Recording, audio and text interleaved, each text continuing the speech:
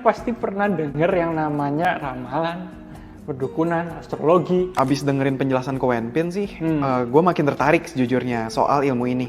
Nah tapi kok bisa dapet ilmu ini ya? Jujur gue belum pernah denger sebelumnya. Jadi gini, dulu itu aku kan hidup di Indonesia. Kalian pasti pernah denger yang namanya ramalan, perdukunan, astrologi. Dan semua itu menurut aku sih, zaman dulu sih nggak masuk akal, nggak make sense sama sekali lah. Aku ini logis dan skeptis anaknya. Apa sih, kok orang bisa tahu masa depan, orang bisa bikin prediksi dan lain-lain. Itu mungkin cuman suatu seni kayak sulap gitulah. Menurutku dulu begitu. Akhirnya aku kuliah di Tiongkok. Jadi aku dapat beasiswa, scholarship, kuliah di sana. Sama sekali aku tidak pernah pengen mendekatkan diri ke dunia seperti ini. Sampai satu ketika aku pergi ke satu daerah nih. Jadi di atas gunung gitu ada kuil. Ya karena untuk berdoa dan lain-lain, aku ke sana ketemu sama orang yang sedang duduk kayak duduk di lantai. Terus habis itu ada kain kuning besar. Dia duduk dan sedang ngobrol sama orang lain. Ternyata yang dia lakukan adalah menghitung Pakzi namanya. Kalau di Tiongkok itu namanya Suanming Guamia.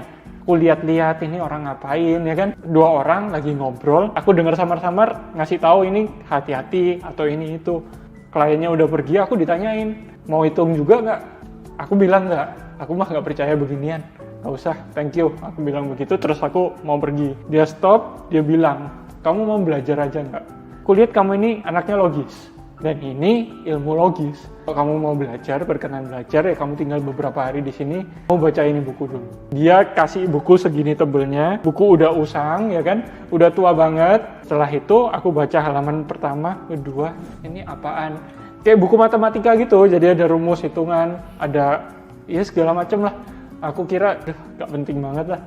Pas aku mau taruh, tapi dasar aku anaknya kepo ya kan. Aku baca, gak belajar sih, aku baca aja. Loh, ini ngitungnya ini dari sini, ini dari sini, ini dari sini. Oh ternyata gitu. Aku lihat sisa bukunya itu ternyata kayak buku cerita. Ada rangkuman nih, kisah A, kisah B, kisah C. Perlahan-lahan beliau sepuku kan bilang sama aku, ini cuman cara penghitungan rasi bintang. Gimana caranya seseorang dengan tanggal lahir tertentu bisa cocok dengan kehidupan orang di masa lalu. Ternyata balik ke Indo, terus habis itu ada orang iseng-iseng tanya, aku hitung-hitungin, dan ternyata itu membantu kehidupan mereka meskipun nggak besar. Akhirnya baru menyadari ini ilmu yang bisa bermanfaat lah buat orang lain. Dan aku kurang lebih seperti itu.